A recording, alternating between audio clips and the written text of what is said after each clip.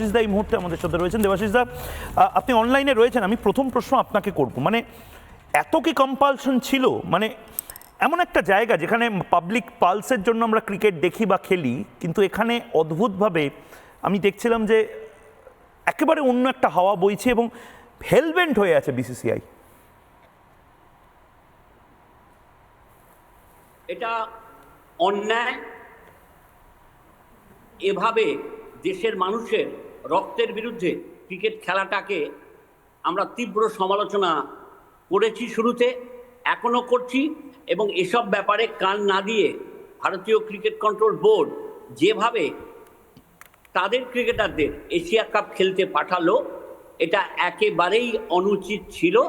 এবং এখন দেখুন, ইন্ডিয়া পাকিস্তান ম্যাচ হচ্ছে, কিছু লোক মাঠে পৌঁছে গেছে, গ্যালারি ফাঁকা আছে, কদিন ধরে টিকিট বিক্রির জন্য নানা রকমের ফন্দি বিক্রি করেছে, তবু আসেনি। যারা আসেনি তাদের জন্য আমাদের পক্ষ থেকে কি বলবো, ধন্যবাদ। এবং আমরা শুধু একটাই কথা বলবো, করো, ম্যাচ করো, কিন্তু পাকিস্তানের সঙ্গে নয়। কারণ ওরা আমাদের দেশের মানুষদের যেভাবে ক্ষতি করেছে, খুন করেছে, রক্ত বইয়েছে, তারপর কিন্তু আর তাদের সঙ্গে খেলা উচিত নয় বলে আমার মনে হয়। দেবাশিস দা, আমার এই জায়গাতেই একটা প্রশ্ন, এবং এটা আমাদের মতন অনেকেরই, আমরা যারা লেম্যান, আমরা যারা ক্রিকেটটা দেখি কিন্তু আপনাদের মতন ক্রিকেটের নুয়ান্সেস বা টেকনিক্যালিটিসগুলো অত বুঝি না।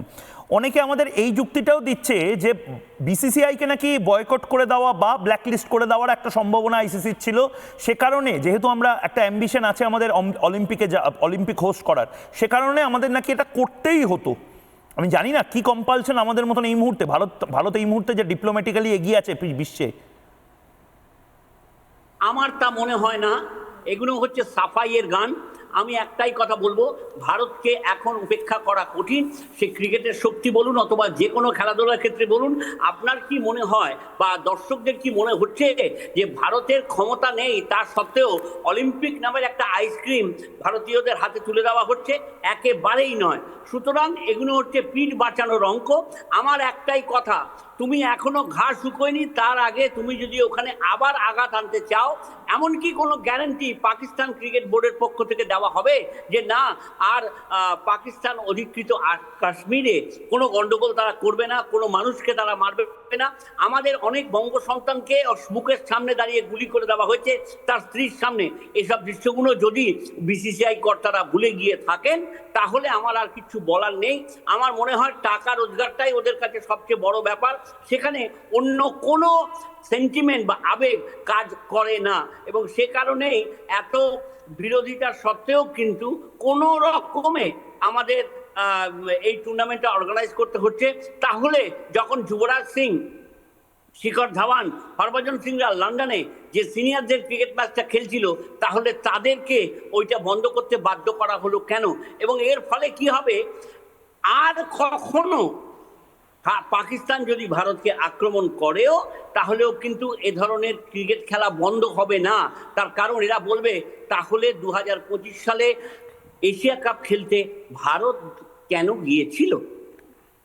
দেবাশিস দা, আপনি আমাদের সঙ্গে থাকুন, আমি বাকিদের কাছে একটু যাই। দুলালদা এই মুহূর্তে রয়েছেন এবং কাশেম আলীও রয়েছেন, শিল্পা তো রয়েছে। আমি প্রত্যেকের কাছে যাব। দুলালদা, আপনার কাছে যাওয়ার আগে আরেকবার দর্শকদের, আমি ভুল করছি, দর্শকদের দেখানোটা উচিত না, কারণ দর্শক এবং আমার মনে আছে।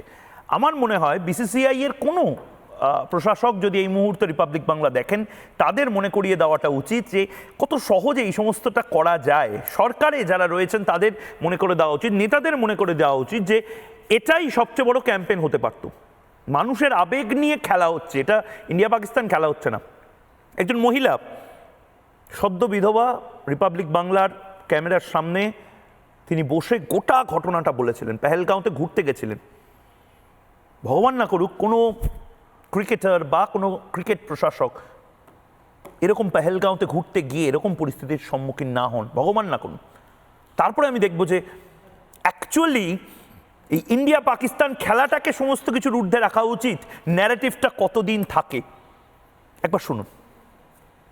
मिस्टर से बोला था उनने कि ना तुम कलमा पढ़ो, मेरे मिस्टर को बोला, तो मेरे मिस्टर ने बोला मैं तो क्रिश्चियन हूँ, ईसाई हूँ, मेरे को कलमा नहीं आता। उसने सच बोला ना, सच बोला ना। एक बात बताएं, हम सब यहाँ बैठे हैं, हम किसी को मार देंगे तो क्या हम एक दूसरे का वीडियो बना पाएंगे? वो दोनों बच्चे कपड़े बदल के आए हुए वो दूसरी जगह से, इधर हमको जिस साइड से मारा ना उसके दूसरे साइड से वो आ रहे थे। 3 जने थे, एक ने वो लंबा कपड़े पहने थे, एक ने शर्ट पैंट टी शर्ट और वो पैंट पहनी थी ऐसी। वो दोनों एक दूसरे की फोटो खींच रहे थे। तो क्या ये अपन कर सकते? गोलियां चला रहे थे बेगुनाह पे, उस समय सेल्फी ले रहे थे। नहीं, वो सब फोड़ लिया उनने, बहुत सारी बंदूकें चला ली, कम से कम 40-50 फट फट की आवाज थी वहाँ पर।